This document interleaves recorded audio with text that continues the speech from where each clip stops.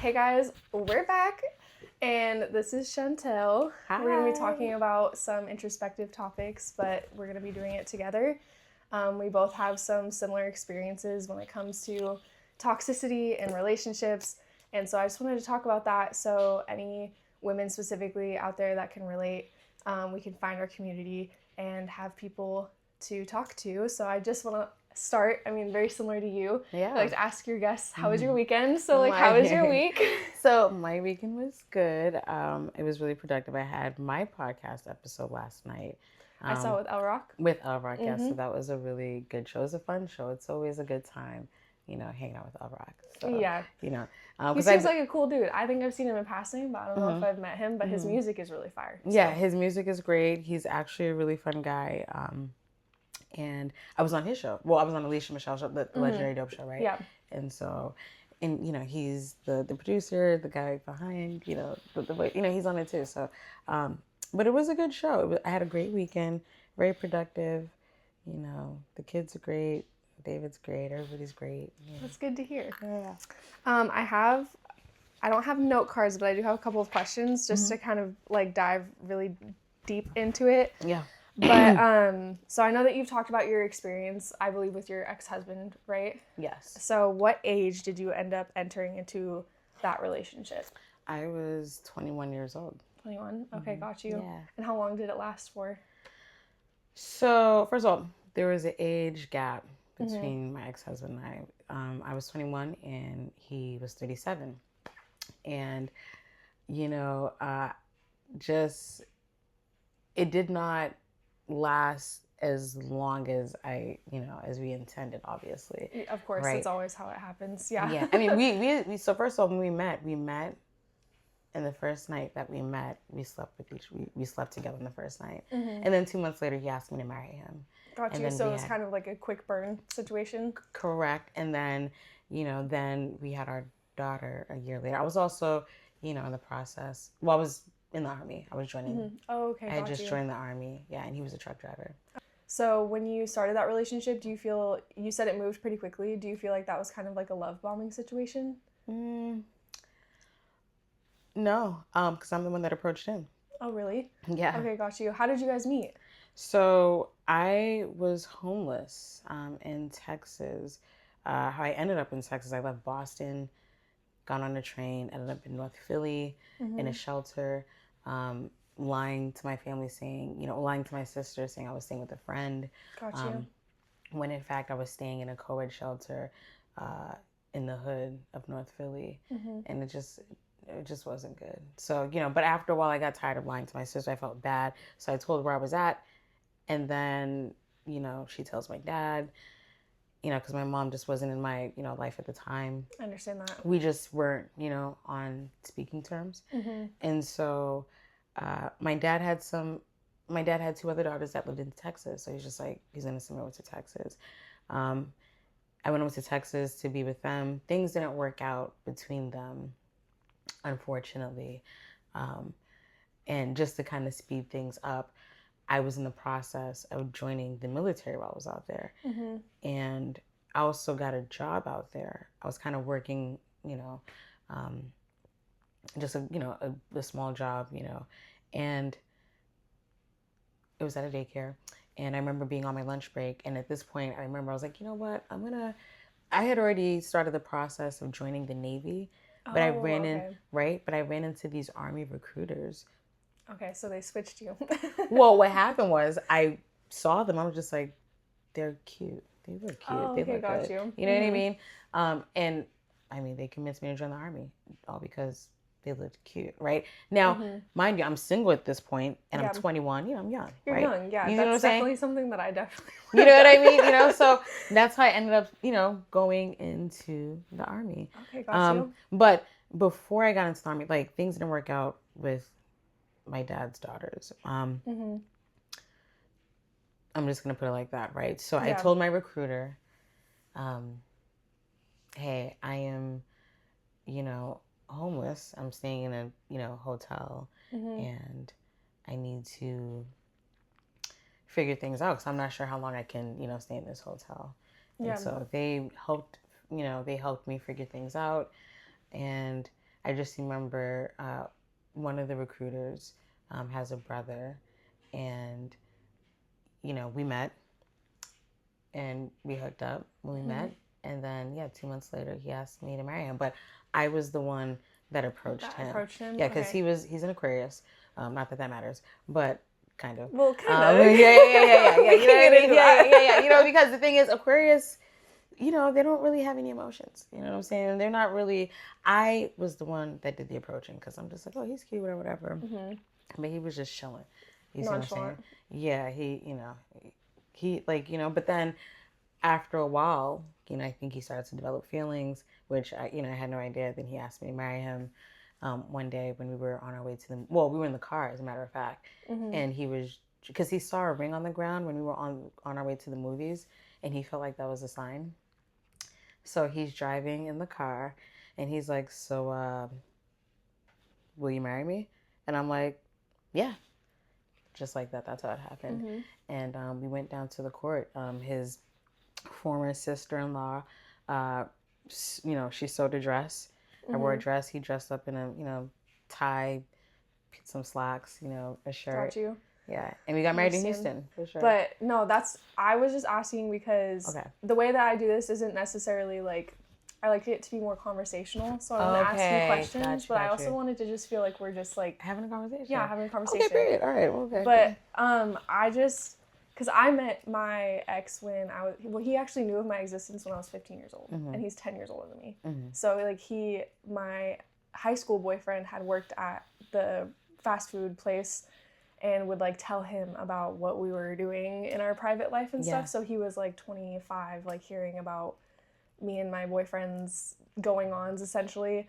And then I started working there when I was 17. So he met me at 17, but like had seen me occasionally and like knew of my existence since I was 15 years old. Yeah. And then when I was 18 and I left the job, that's when we started dating. So, I guess it was 18, not 19. But yeah, so it was just, I like to hear about people's experience with that, because I feel like when it comes to abusive relationships, it doesn't always have an age gap, but there's usually some sort of power dynamic. And so that's what I like to talk about, is because I think at the time, because I was younger, I was like, I'm mature for my age. Like, I know what I'm doing. It just kind of is that sort of a feeling. So I guess I just wanted to kind of ask for you if it was a similar feeling of like, if the age gap was anything that you ever questioned or like made you feel like there was some sort of power dynamic there. So I think but again, I didn't just go through abuse with my ex-husband. I went through abuse with the other person, right? That I don't talk about, right? But the guy, the donor. Okay, gotcha. Right? And that person was younger than me, right? Like 3 years younger than me. Okay, you got see what you. I'm saying? So it can go. I feel like it could go different ways, right? But I definitely think the age can play a role, but I still feel like it can go both ways as well. That totally makes sense. I think that it can come in all shapes and forms. I think for me specifically, I was like groomed into it, if that makes sense. And so sometimes I like to get people's perspective on that. I know you said it was like a really quick burn, but like, what do you think drew you to him initially? Like, do you think, for me specifically, the experience that I had was, there was a lot of grandiose, like in the beginning, I guess, like a lot of promises and like, just, it felt very genuine, and then it very quickly turned into something else, and it almost felt like I was being tricked, if that makes sense. Like, how can a person pretend to be someone else for so long? Yeah. And so I guess my question is, did you ever feel like during your guys' relationship where there was a moment of like, who is this person? Like, where is the person that I met, and who are you right now? Well, type of vibe? I didn't even get a chance to know him because everything happened rather quickly. Like, we were dating for 2 weeks, and then I shipped out to basic training. Oh, okay, got you. Like, when I say quick, I'm talking about fast. You know what I'm saying? And what drew me to him was his introvertedness, or him being an introvert. He was reserved. He was quiet. Like I said, I was the one that approached. There was no love bombing. There was no promises. In fact, he was very consistent with his actions and words and, everything. I mean, he was just, maybe because he was older, right? Like, he already knew what he wanted. Like, he's going to, the stability, like this, he's a truck driver. Yeah, that makes sense. Right? It's difficult sometimes to have these conversations about my ex-husband because I have forgiven him. But I understand because I've forgiven him, I think it's okay to have these conversations, right? Because it's not like, you know what I'm saying, that it's necessary, but also too, he's not the only one. I'm open to answering any and everything, right? Got you. I just didn't want to it definitely doesn't have to turn into bashing by any means. Yeah, for sure. I feel like I'm on that same type of timing. I don't know. For me, it's definitely different. I feel like the forgiveness that I've experienced is way more for myself than, which I feel like exactly. is, yeah. And I'm not here to protect. You know what I'm saying? Of course not. I just feel like it's such a, I don't know, it like lifts it off of your heart, and then it's also so important to be able to speak about your experience, but then also, you want to uphold your own standards of who you are, and that means like not, you don't have to villainize anyone. No, because at the end of the day, he's an excellent father. That's amazing. Yeah, you know what I mean? That never changed. You know what I'm saying? That he's always been consistent, that despite what we had going on. You know what I'm saying? And, I understand. So it's but I do, I would answer any questions that you have. I think in our previous conversations, I think I was maybe even like miscorrelating the two. Like maybe some of the stories that you were telling me, I misunderstood as from your ex-husband. With the other guy. Yeah. Yeah, I think that's possibly what I was confusing. Okay, yep. So, and we could talk about that because that's a lot going on. Yeah. And he's done some extreme shit. Because I remember, because it was actually before me and Alon went on your podcast, and I mean, full transparency, Alon was like, we're not talking about our sex life. So right, for sure. Right, for sure. Totally valid. So I just relayed that to you, and you were so respectful about it, which I appreciate. But we had kind of like got into voice messages, how he had held a gun to you. So that was the donor. Okay, got you. Not my ex-husband. My ex did that to me as well, and I had never, like, I know it's happened to so many women, unfortunately, but I had never in my own circle heard that, and so it felt very like, obviously it's awful to hear that someone I care about has also experienced that, but it's just like solace of like, okay, right, this happens, no, like easily. Yeah, so to be clear, yes, it was the donor. Got you. And I don't even like to give that person the satisfaction, even saying their name, right? Yeah. But it was the donor that put the gun to my head and to my daughter London's head and said, I'll kill you and your daughter, bitch, right? This was the person that was 3 years younger than me. I see. Right? Okay. And so I remember the state of Washington, they asked me, hey, when I told them I was afraid for my life, they're like, okay, whatever, would you like child support? Absolutely not. Oh, yeah. Right? I am afraid for my life. You know what I'm saying? So and then that ties you to that person, like exactly. They have access. Yeah, absolutely not. No, I'm not gonna, so I have not seen that person, you know what I'm saying, since 2014. That's good. I have not heard from them. And I'm glad that it's that way. Yeah. You know what I'm saying? I also, I had to change my number last year because I was continuously still getting reached out to by this person because we had broken up in 2023. So like, honestly, right before I met all of you guys, it was like 6 months probably before I started doing music. But yeah, that's kind of why I was talking about the love bombing situation, because it's like, I know it's different for everyone, which obviously your experience is showing me that as well. There's no like textbook, like this is what it looks like. And I think that's even why I wanted to talk about it, is because I feel like so many people, especially, not to target men, but like I feel like a lot of men even are like, well, why do women stay? How do you get into this situation? Right. Like, and I feel like this is such a good a testament to it's not textbook. Like nothing looks the same. No. And people are kind to you first. Like they don't just right off the bat come toward, like no one's beating my ass. I'm like, wow, I love, like that's not what's happening. So it's like, I guess my kind of question is what the different, like kind of the evolvement of it, of like, I feel like there was a time in my relationship where I was like, I'm in danger. And it like changed from me making excuses of being like, okay, well maybe it's, you know, I have like a savior complex a little bit of like maybe he just hasn't been, you know, his childhood was rough, or like he just needs someone to like love him or whatever. I feel like a lot of women have these thoughts in our heads and stuff. And I'm like, for you, what kind of was that moment where maybe it's one moment, maybe it's multiple, but like where you just remember it was kind of the first time where maybe like you stopped lying to yourself? I don't know if that's an experience that you had, but it's definitely an experience that I had. So for me, first of all, I had severe abandonment issues. Me too. And mommy and daddy issues. Me too. The self-esteem was shot. Nothing. There was nothing there, right? It was gone. Yeah. Hence why I did stay and remain in that relationship. In fact, the only reason why it even ended is because he left. And he left me for someone else that he was already seeing for the longest time. You know what I'm saying? But pretending like he wasn't, basically cheating, right? But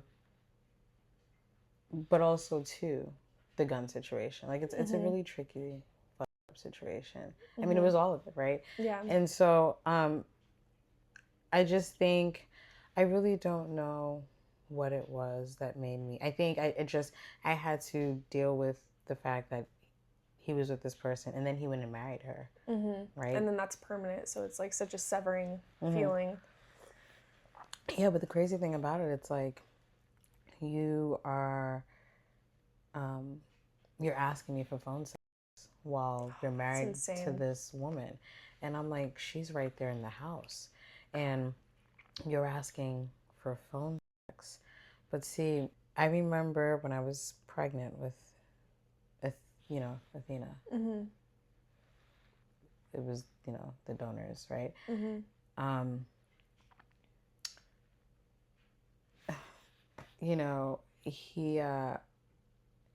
He said, I'm leaving you, right? No, so after the situation, after he put that my head into London's head, right? He went to jail. They said he was going to get 10 years and they reduced it to 5. But then I didn't show up because essentially his family was just like, you have nothing. We could take care of you, this and that. And, do you really want to do this, right? But they were also, were they like really enabling his behavior? Like, were they very much so like that kind of a family? Oh, yeah, especially his mom, because, she had this sort of estranged relationship and she really was like desperately trying to get whatever she wanted back. And so she was just kind of inappropriately invested in just... Was it like almost like emotional incest kind of situation? Yeah, I would say so. Yeah. And so anyway, after that, after the gun situation, because he was in jail for like 3 months, and this happened in Lacey, Washington. I sent London over to my ex-husband, Tobin, and I said, look, I don't have the mental capacity to take care of London, right? She needs all the love that she needs. Yeah, of course. And so I am going to send her to you because one thing is for certain, I know that she will absolutely get that from you. And she will be stable and she would be taken care of in the best way. So, and that's a really hard decision to make as a mom. Extremely. And that's a really good decision to make, that you were aware of like yourself and like the state that you were in, and the fact that you were able to protect your child by doing that is that's very honorable, honestly. Yeah, and so because not everybody can do that because they're self, I have to say selfishly thinking about, what I'm saying, because it's like, oh my God, right? And there were times, because Tobin had her for 4 years, and because he got her when she was 4, and then I got her back when she was 8. But it's like, I'm glad that happened because those are crucial times. Yeah, for development is very important. You see what I'm saying? And when I got her back at 8, everything was back to normal. And I remember telling London, I said, I'm going to come back, sweetie, and I'm I'm going to come back for you and everything. We're going to live our lives. And the fact that you did too, because there's so many kids who hear that and then don't experience that. And you kept your promise. I and literally you kept did. Her safe. Yeah. And she, not only that, but she's with me full time. Mm-hmm. You know what I'm saying? She's been with me full time since. You know, and it's like, I literally made that promise. But the thing is, when I sent her to her dad, I went back to the donor who put the gun to my head into London's head. So that's a really hard thing to say out loud and publicly, right? Because it's like, understand that. you know what I'm saying? Because it's like, why would you go back to someone who put a gun to your head, to your daughter's head? And once again, the self-esteem was gone. You know, I didn't want to go back to my ex-husband because he was abusive to me before. So I just didn't trust that situation. Plus, he was in Arkansas, and I didn't want to be in Arkansas, right? You know, now going back to that person, because that person's family, you know, the donor's family offered me a place to stay. That was I ended up living with my ex and his entire family in the same house. And he had like a room in the garage, and his brothers, I lived with all of his brothers, and I lived with his nieces, and they were abusing his nieces. And oh my gosh. That's what kept me there for so long, is because I felt the need to try and protect them. And so there was like, I was working DoorDash at one point, and his niece was homeschooled, and so I literally was homeschooling her and taking her on DoorDash routes with me, so that she was with me almost from like 6 a.m. to like 9 p.m. at night. So that she had like minimal contact with his family. Easily. And it's so hard. What people don't understand is that it's like, it can happen quick, but it's also like the isolation that occurs, like you don't even realize that it's occurring, especially if you don't already have a support system. Then it's so much easier to do that. But like, I just remember kind of sitting there one day and being like, how did this happen? Like, because I just would be in that room all the time. It just felt like entrapping. And then being around the family where they're offering you now, where you feel almost reliant on them for basic human needs, where it's like shelter, food, like, and it's obviously like you can be making your own money, of course, but it's like, it's hard to just like uproot your entire life, especially when you have become reliant on a person. And then with abandonment issues, I don't think some people understand what abandonment issues really feel like. Because it literally feels like you're dying. It just, and I swear to God, it's probably like the worst physical and emotional pain I've ever been in my entire life. And I've had pain that I need to go to the hospital for. Like, I've had horrible physical pains, and it literally feels the most suffocating, drowning experience. It feels like you will never recover from it. And it feels like the only thing that will make that feel better is to be anchored in whoever you're attached to. Right. And so I totally understand. And I feel like some people really just don't get it. But also, your brain, they've done studies where it's like being in a toxic or abusive cycle with someone is the exact same thing as being addicted to drugs. Your brain starts releasing the same chemicals. Whether they're consciously or subconsciously taking you on that ride, they like know what they're doing. It's right. So getting back to like going back to those people, you know, going back to the donor. It's when he got out of jail, because I went back to the family. In Miami. And when the donor got out of jail, they went back to Miami also. And so, you know, I decided, like, I wasn't gonna bring London back around that person. Ever since I said absolutely not. There's no way I would ever put her in harm's way. So she never saw him again after that incident. Never. And that's amazing. Now, at the time when he came out, he loved on me. I'm sorry. Even said they know sorry. What they're doing. Right. Even said sorry on the phone while he was locked up. This is like, so the case has been dismissed without prejudice, which means it can be reopened, right? And so, he apologized over the phone. He apologized to me in person and shit. He was just like, you know, take the IUD out. Let's have another baby, because we were pregnant before. And that's a tactic. And so we were, and we were pregnant before. I was pregnant before. I say baby Boston. And I had an abortion. And it was my first and only abortion, but it was something that has changed my life significantly, like forever. You know, it's almost like a piece of me. You know? That's actually wild that you say that, because I also had an abortion at 19. Yeah. And I felt so scared because I saw like his brothers have kids with women that they abuse and disrespect and are awful to. And like I just thought about what it would look like having a baby in a household with, I mean, they were pedophiles. And so like, Jesus Christ. and I was like, no, because once you get like attached to that family, they will not let you leave.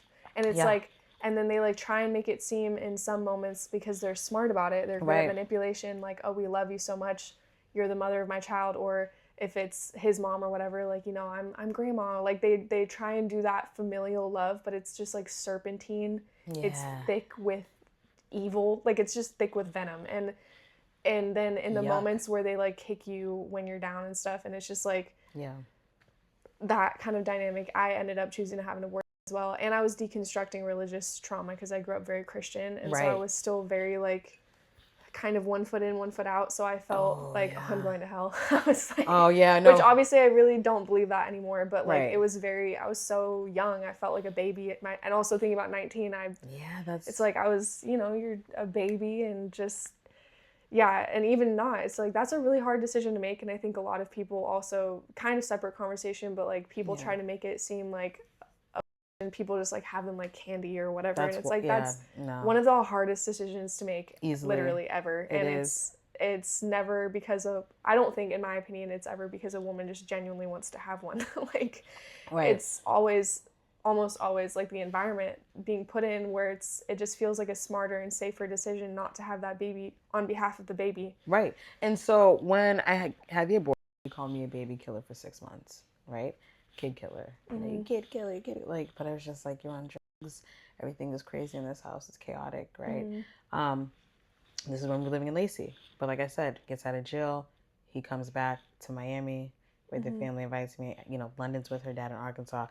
He's like, take the IUD out so we can get pregnant again. I literally take the IUD out. I get pregnant again by him. And when I get pregnant, I remember I told him I was at the mall and I was trying on an outfit in the fitting room. And I told him, and he was not happy that I was pregnant. And he said, I was just like, what's going on? Because I thought you're the one that's like trying to trap me with a baby. Right. Literally. You literally came with me to get the thing taken out of me. What did you think was going to happen? Right. You know, and so the very next day, I remember being in my room and he's on the phone and he's in the car with the girl that he left me for. She lives in Florida. He's been talking to her since he's been living in Lacey. And he said, listen, remember how you put me in jail? Because the whole gun thing?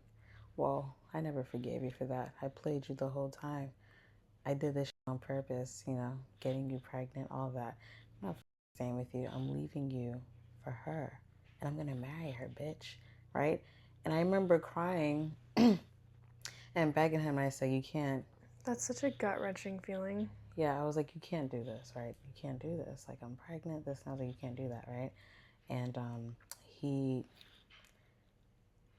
was just like, I'm doing this. I'm fucking leaving you. And I just remember crying hysterically. I'm like, please, please don't leave me. It literally feels like they're ripping your heart out of your chest. It's awful. Right. So I'm pregnant. I'm also, I stayed for a couple of days, but it was starting to be, I started to get sick. I mean, now before that before the conversation ended, she was on the phone and she was laughing as I'm crying. Sick-minded people, like, literally have to be so sick. Yeah, and he was just like, look at you. You sound pathetic. Why would I want to be with you? You sound pathetic. You're literally pathetic. Look how you sound. You fucking pathetic little thing. And she's just laughing. And I cried I cried myself to sleep, and I remember staying in my room pregnant. I didn't eat. I didn't do anything. I didn't even leave the room. I just had to use the bathroom. I didn't leave the room. But this is when I was kicked out of the family's house, and I had to go find a room. I was kicked out of the family's house. They kind of had like this mini mansion, but they had his stepfather has a stepdaughter, 15, but acted like she was grown. One time, me and we were arguing in the kitchen. She comes downstairs. She's 15, mind you. Me and are grown ass adults. And as I'm arguing with my man, she comes to me. You need to. I had to cuss her out, right? I cussed her that's actually insane. Yeah. I cussed her ass Get in between it. the fuck out, right? You want to act grown? Now this I'm gonna is what treat happens. you. Yeah. So she wants to go tell her mommy and her papi, and then so her papi is also the stepfather of my ex, or the donor, and he was like, Chantelle, you can't be talking to, a teenager like that, this and that. I said, first of all, her grown ass, I said, her grown ass decides to come down and jump all up in my shit. And the first thing she said was, you need to. Hell no. See, I don't know what you guys, now what happened was, she came from nothing. That family, they got brought into this beautiful mini mansion, right? And all of the humility just went out the window, right? She acts like, she's better than whatever, like, and it was weird because the grandmother, who didn't speak any English, she didn't act like that. The grandmother was very humble, very, just still like old school, but this young girl, she was out of control, just no home training, out of control. So the mother was like, I don't want her here because that's what she's, and I get it respectfully. Okay, cool. I'm out of there. So I left, I found a room, and I moved in with this lady from Costa Rica. She didn't speak any English, okay? But when I was pregnant and when she called me, made that phone call, I'm leaving you for her, and the girl's laughing, I stayed in that room. I didn't eat. And then Miss Lydia, she was concerned. And they called like the ambulance. And they had to like break the door down. And they see me in my bed pretty much rotting. You know what I'm saying? Due to severe depression, shock, just everything, because it's like I went back. I literally came back to this guy and got pregnant by this guy who literally put a gun to my head and to London's head. When am I going to tell my kids? How am I going to... How are you going to face anyone? Right, with this, right? I understand that. Yeah. So that was the year I was... That was the year I attempted suicide. You see what I'm saying? In Arkansas. So it was a tough year, 2014. You know what I mean? But I think that's another tactic of the isolation as well, because it's like so difficult with people just don't understand. And they're like, and then there's obviously the people who care about you who are like, please leave this person. And it's like, you might know subconsciously, depending on what stage you're at, that like that needs to happen. But I don't think people understand how difficult it is. And then some people choose to walk away from that because they can't bear to watch you go through it and choose that cycle. And like, I get that side, but I have, like, my best friend stayed my friend through all of it, and she didn't have to. And I truly believe that if I had, like, I couldn't call my dad, I couldn't call my mom, I couldn't call my siblings, like, because I knew what they would tell me. It's like, you just can't in that moment hear, like, it's your fault. Like, you can't, you're already experiencing so much shame, so much guilt, and like you said, zero self-esteem. So it's like you believe that you deserved it in like some kind of sick sense, because you're like, well, I put myself in this situation, so I obviously, like, there's no one else really to blame but me, even though obviously, like, that's not the truth. And so, well, the thing about it is, I remember when when the ambulance came and broke down the door. So there was a roommate that also lived with us. His name is Sal, as in Salvador. Shout out to him. He has 2 children. And I remember he comes to me after like the paramedics leave, checked on me and everything. He was like, hey, can I pray over you? That's really sweet. Yeah, he's like, can me and my children pray over you? So it was literally at that moment I said, I don't want these children looking at me like this. Mm-hmm. No. And they're praying over me. So I just remember crying. I'm just like, I'm sorry, guys, if I'm funky. Just because I haven't showered. Like, I was literally rotting, right? Just because I didn't want to do anything. I was just like, fuck it, whatever. Just take me. Like, you know what I mean? And so, mind you, I'm pregnant with Athena, right? When I had Athena, she was 5 pounds and 15 ounces because I wasn't eating. You see what I'm saying? And so, but he prayed over me and his children. And I said, and when he said to me, you know, you're beautiful. You don't deserve this type of. He's not even here to come on, this guy. You know, this is, you know. And then for the kids, you know, his kids had to be like 11, 12, and you know, it's just. I was like, yeah, no, I gotta do better. So that's when I left, and I was afraid. When I left, I went to Arkansas to go visit London. And I said, I'm going to make my life in Washington. Now, when I went to go visit London, you know, I'm showing at this point. But I had already left Miami, right? I took all my things. I didn't look back. So I'm driving my car from Miami to Arkansas. And I'm like, I'm going to have to tell Tobin. I didn't know what he was going to do because I've been abused by Tobin. You see what I'm saying? So I was scared, but he's going to find out anyway because You're showing, yeah. Right. So there's no option. Right. So I remember seeing, and I was scared to tell him because I'm pregnant by the guy that put it on our daughter's head, right? And so, I told him, I was like, hey, so I'm pregnant, and it's by the dude, you know.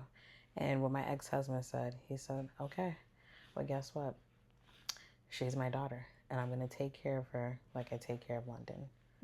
And even though my ex-husband went through our domestic and our abuses, even though he abused me, and I forgave him because he did apologize, he did a cry, and he did it when me and David and Tobin, we were all living in the same house.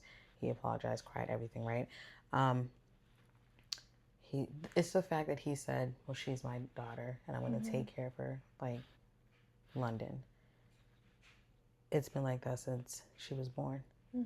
Since she was born, it's been like that.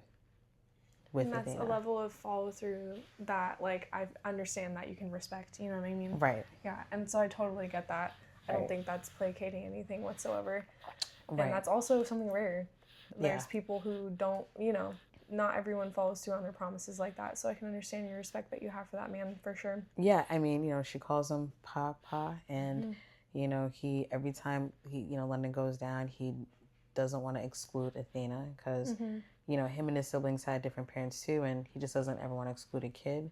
So he's just like, can I take Athena too? That's really sweet. You know, things like that. So we're kind of like this sort of, you know, blended family.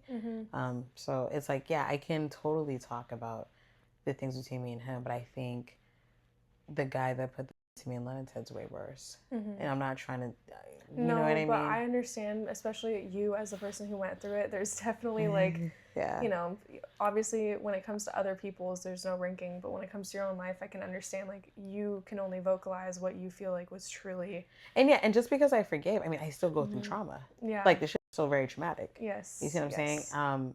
Very much so. And I know that because of how I react in certain situations. And sometimes I react in certain situations due to the trauma. I get that. I'm actually in therapy right now for working through my trauma responses because I don't remember a lot of stuff, but like things will happen where it literally like sensory like comes on me, like I'm in the moment again, and it'll completely like make me freeze in whatever I'm doing. And I feel when I try to talk, I like can't talk about it to people. It's like even hard to talk about it to my therapist because it feels like so hard to explain and like out of body. So if you don't mind me asking, what's I guess like whatever you're willing to kind of talk about, but your trauma responses, like what's that like for you dealing with it? Have you like gone to therapy, or like what's ways that you kind of like cope with that? Yeah, so a lot of times I coped with it through alcohol, right? You know, I wasn't really good with conflict resolution, right? It was always war for me. I understand. You know? Always war. I was always ready for war. You know what I I mean? feel the same. Even to this day, you know Yeah. what I mean? I'm still a work in progress. I feel like when you assault someone, that's the highest form of disrespect. I And agree. I am huge on respect, right? So, outside of spitting, I think, assaulting someone, well, spitting is assault, right? So, Yeah. but you know what I'm saying? Like, it's just the highest form of disrespect. And so, you know, um, I sometimes, I have a lot of rage, right? Me too. A lot of rage. Like, I'm talking about intense rage, right? And shout out to my best friend Daniel. Like, he brought me to a rage room, right? So I can start I need breaking. that so bad. I mean, it is just I need that so bad. It feels amazing. It's incredible because it's like there are times where I want to knock everything over, and I can't do it, and now it just kind of sits. So sometimes I'm afraid that because that sits, the next thing that happens, I can really take over the edge. You know what I'm saying? And that's why I was called like the Exorcist, by that guy priest that was on my show because he comes up to me and I didn't like the tone, I didn't like the aggression, and I snapped.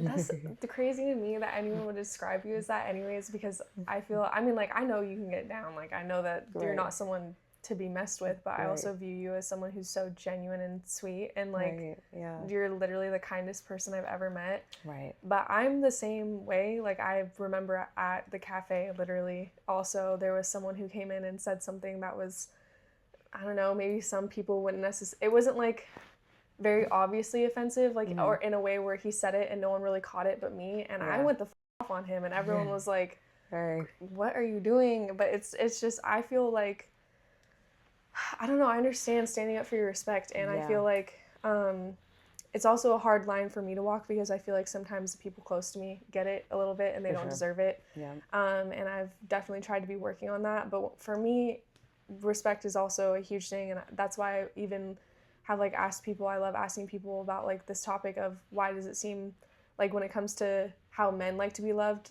that they want respect and peace, but like it's not often that you hear those terms when it comes to like how women prefer to be loved. But I'm like, I always admire women who demand respect from people. Oh yeah. I admire that heavily.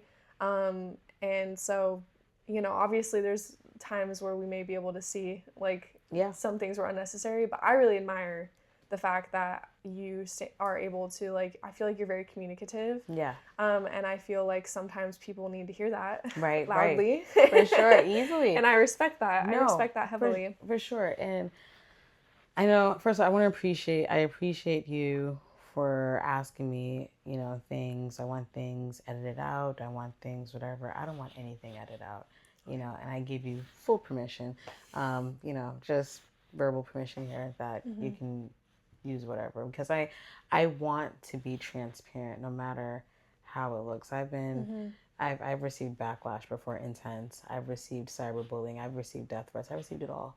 You know what I'm saying? So at the end of the day, you know what I mean? All I can do is just be myself. That's who I am. That's who I've always been. You know what I'm saying? Like, I've always been myself, even as a little girl, as a brown girl, and being in these schools that were predominantly white, right? I didn't know that you were in predominantly white schools. So basically, yeah. So kids in the urban community, there's this thing called the MECO program. I forgot what the acronym stands for, but Massachusetts Education, I think, something, whatever. But it gives kids in the urban communities an opportunity to attend these schools in suburbia. Interesting. I didn't know that. Yeah. That's very interesting culturally. Yeah. So I went to Westwood High my freshman year, predominantly white, a lot of like Italians and, Greek, and just, I have my own opinion on different kind of white people. Yeah, right. And then you have, and then you had Brookline High, predominantly Jewish, because Brookline High is, a Jewish town. It's a very rich town too. It's a very rich Jewish town. And so I went to those schools. Now, going to Brookline High, I was in the MECO program for my freshman year, but Brookline High, it was because I was homeless, but I was placed in a shelter in Brookline. So I had to go to like the schools in Brookline. So, but yeah, so being a brown girl in these predominantly white schools, I was never the type like I want to try to appease people by either, I don't know, trying to Trying to look like, conform to your right, beauty absolutely the standards fuck or your not. personality Absolutely or the fuck not. Even in middle school, right? yeah. Even in middle I school, I went, respect that. right. Even in middle school, I went to predominantly white schools, but they were Irish people, right? And it was super fucking racist over there. You see what I'm saying? But you know, not every white or Irish person is like racist. I'm just saying like there was just a lot of shit going on, right? Now, with that being said, you know, I always wanted black girls and brown girls to feel good about being black and brown, right? I didn't want them to ever feel like they have to be lighter or feel some type of way because I would see that a lot. And It's such an unfortunate, obviously as a white person, but like yeah. I grew up in an all-white town. I grew up in Gig Harbor, and there was literally probably 2 black students in my entire high school. Yeah. There's probably a little bit more, but like just, you know, fractionally or ratio if you think about it like that. Yeah. And I just remember like just being white and you are surrounded by white people, there's certain things that you just don't even think to look for because Right. you're not surrounded by it. But I remember witnessing white kids say and do all sorts of shit where I was like, I was not raised like that. So Yeah, exactly. you can keep that over there. But just, right, for sure. I got heavily bullied for being bigger, louder. I got bullied for my curly hair. I got bullied for a bunch of different things where I just felt, I actually just did, it's like in my archives that hasn't been posted yet, but like even in Christianity, it's just like constantly being derailed for being too loud and obnoxious. I was very big on respect from a young age too, and I feel like that was something that was like innate in me. I was always very like justice oriented. Absolutely. And so I feel like once I started doing music, I moved to Tacoma at 17, and I quickly became like the only white person in a room, and I prefer it that way. Yeah, a little bit. Sure, But I've never felt more accepted, and like obviously it's not the same whatsoever. I'm not comparing it, No, for but sure. I felt I just always want to like support black women who stand up for themselves and who like demand respect from people, because I think that's absolutely gorgeous. Yeah. And like growing up, I didn't have an example of that because like I was surrounded by such like a very, you know, archetype of like meek, manipulative, like. Got you. And so I just didn't really have that example, and I just felt super, super ostracized. And like why I would have times where I would try to conform because of the church, but like it never worked and it didn't stick. Yeah. And so I just feel like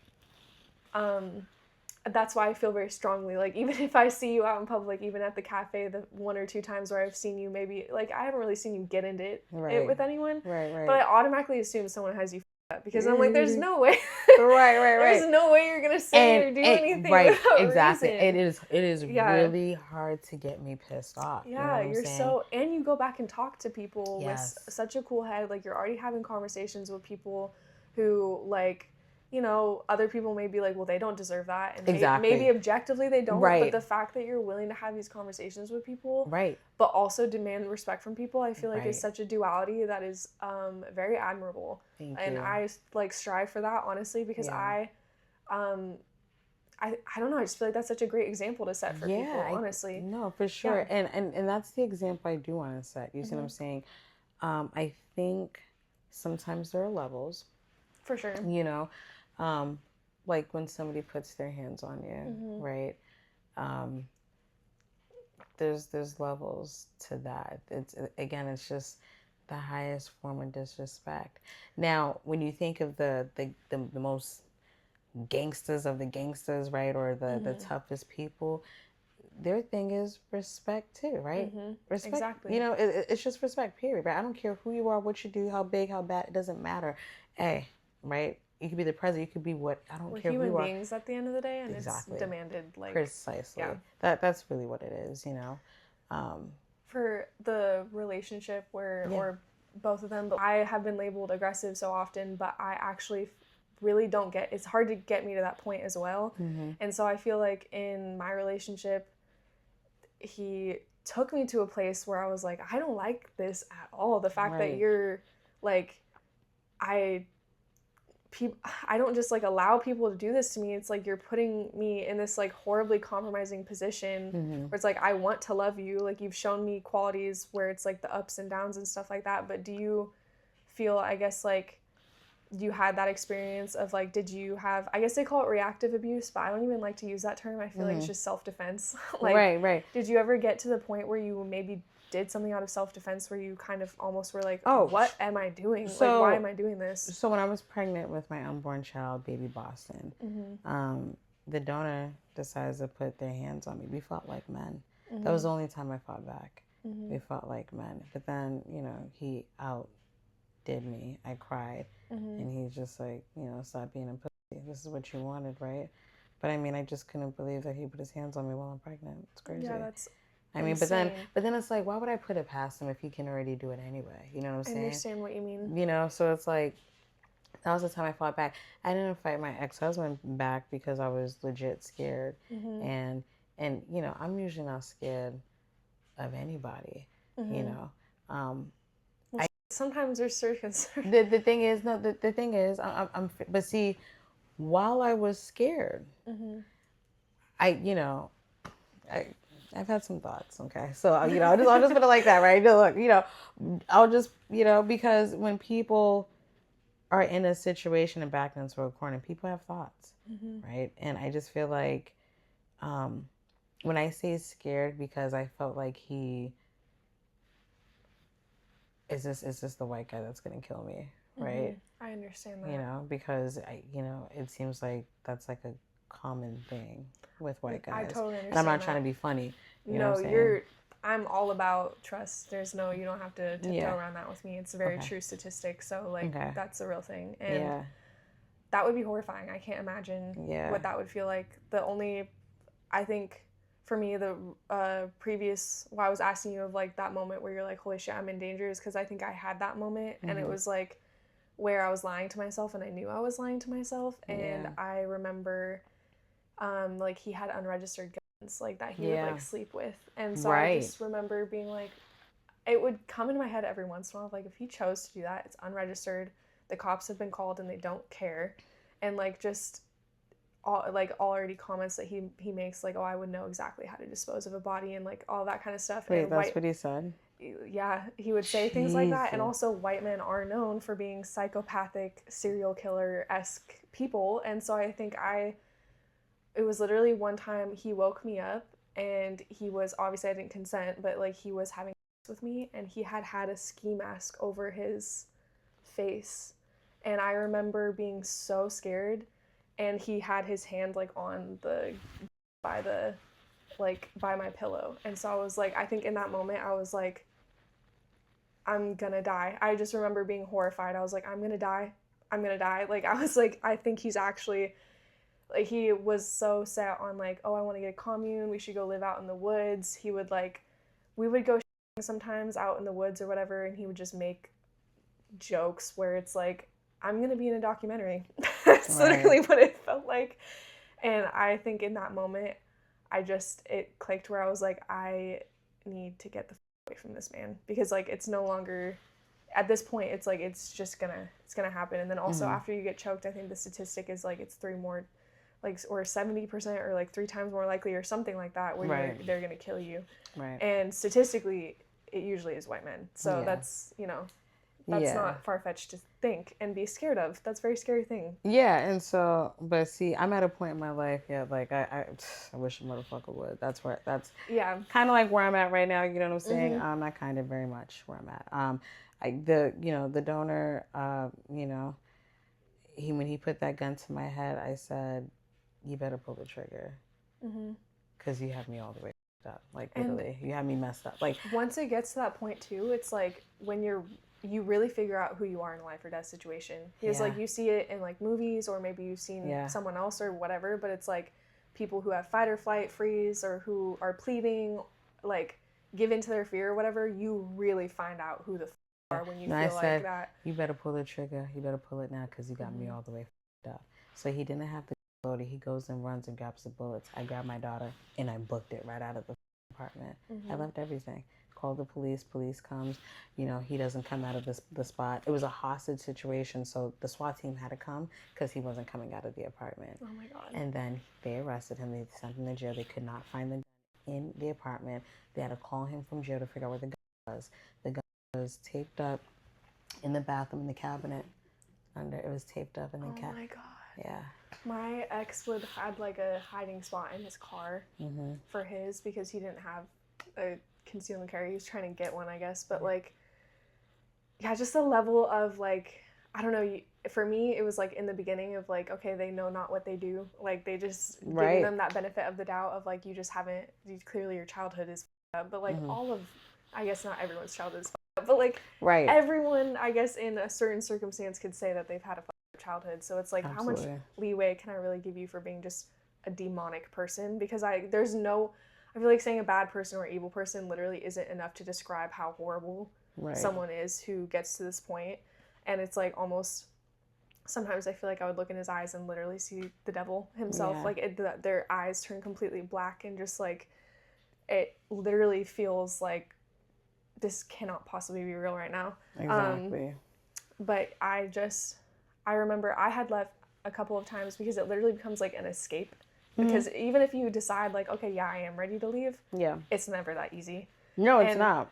They always will try and make it seem like, okay, then leave. Like, or at least my ex did that all the time. When we get into an argument, he would be like, okay, we'll leave then. And then I'd go to grab my stuff, and that's when he would start abusing me. And so it's like, I'm literally doing what you're telling me to do. Like, right, exactly. Like, what the, And his brothers wouldn't do anything. And I remember the first time it happened, because I had a relationship with his brother because they were my bosses. And so his brother was my general manager, and he was the assistant manager. So I had a relationship with his brothers.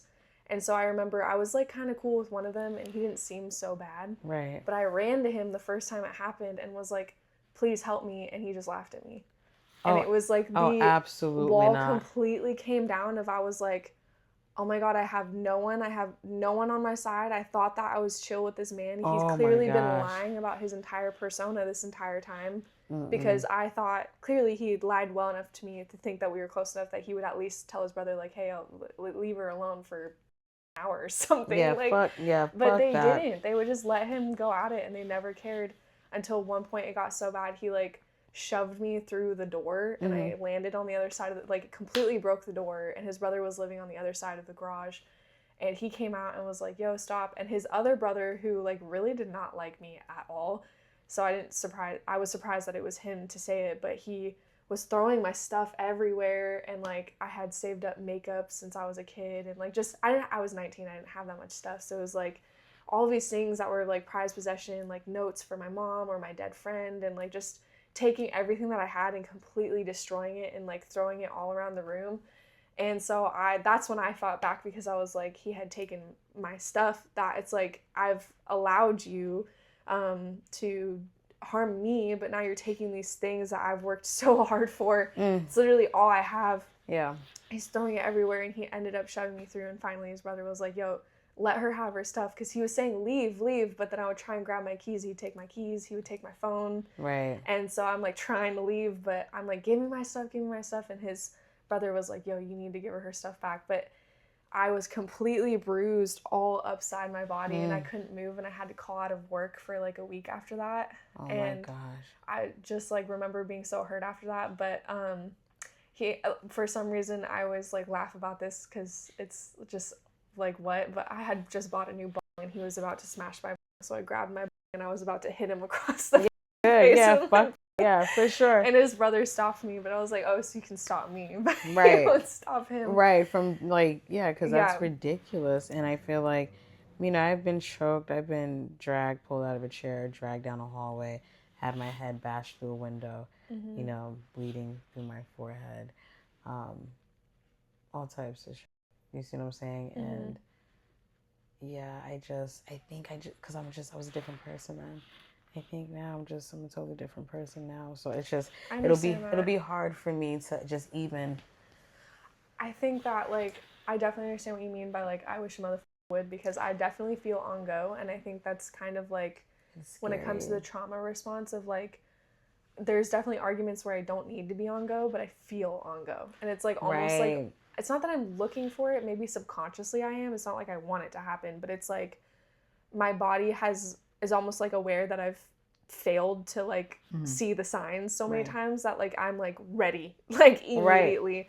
And so my fight or flight is definitely just overstimulated. My nervous system is overstimulated. Yeah. And so I definitely feel like there's certain circumstances where maybe I should be more alert and I'm not. And then it's like certain things where it's like I'm ready to freak the out and it's like nothing's happened yet. Yeah, you know, it's tough. It's tough to hear that the brothers, they're, you know, they're, you know, I mean, for any guy to allow that. I mean, I understand they're like, yeah, you know, let her, you know, but it's like, dude, you know, like, I can't respect a man that can step to a woman, but can never step to a man. No, You're definitely literally, not. I can never respect you. Yeah. Like, you're weird. And I think that that's why so many abusive men will go after women, is because they're like feel so inferior on their own idea of what like masculinity is supposed to be, and so they would never like do that to another man because they know they would probably get their ass beat or what have you. The way that I like to close all of my episodes, I guess, and is did like, you have any more like questions? We hit all of our. Oh, good. Okay, good. Yeah, that's kind of what happens anyways, because I'll like write my own questions and then I'll just kind of start yapping and I'll be like, oh, I answered all of them. Right. Okay, so that's why I like the conversational aspect of it, because I feel like it just kind of, we already hit all the nails on the head, you know what I mean? Exactly. But I appreciate you for being so vulnerable and open, and obviously I know you said I can post all of it. I'm still going to send you the footage just in case, but I just really appreciate you talking to me about this, because I know we've like kind of touched on it in private, and so the fact that you're willing to like come talk about it on a podcast for our first time like really delving into it, I really appreciate. But for our last like little segment, I guess I just like to ask like, what if there was someone out there right now who was watching it and was in a relationship like this, and maybe they were aware or not aware yet, but like what advice would you give to a young lady that was kind of going through a similar situation?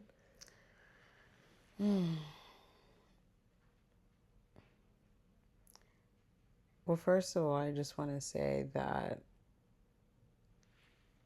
you are beautiful, you are loved, and you are worthy. 100%.